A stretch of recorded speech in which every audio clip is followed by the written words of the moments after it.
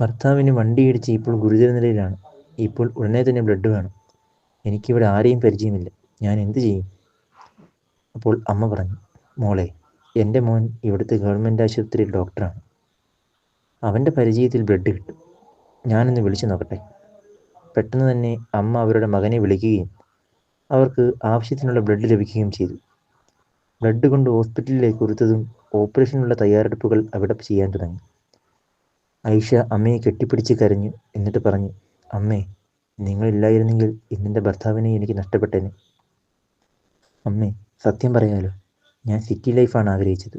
എന്നാൽ ഇവിടെ താമസിക്കാൻ വന്നപ്പോഴാണ് ഞാൻ മനസ്സിലാക്കിയത് എന്ത് മനോഹരമാണ് നമ്മുടെ ഗ്രാമം. തമ്മിൽ സഹായം. ഒരാൾക്കൊരു പ്രശ്നം വന്നാൽ എല്ലാവരും സഹായിക്കാൻ വരും. എനിക്ക് ഈ നിമിഷം വരെയും ഗ്രാമത്തോട് പുച്ഛമായിരുന്നു. എന്നാൽ ഈ നിമിഷം തൊട്ട് ഗ്രാമമാണ് നല്ലത്. ഗ്രാമജീവിതമാണ് നല്ലത്. ഓരോ ഫ്ലാറ്റിലും എല്ലാവരും അടച്ചുമൂടി ടെലിവിഷൻ്റെയും മൊബൈൽ ഫോണുകളുടെയും ഉപയോഗത്തിലാണ്.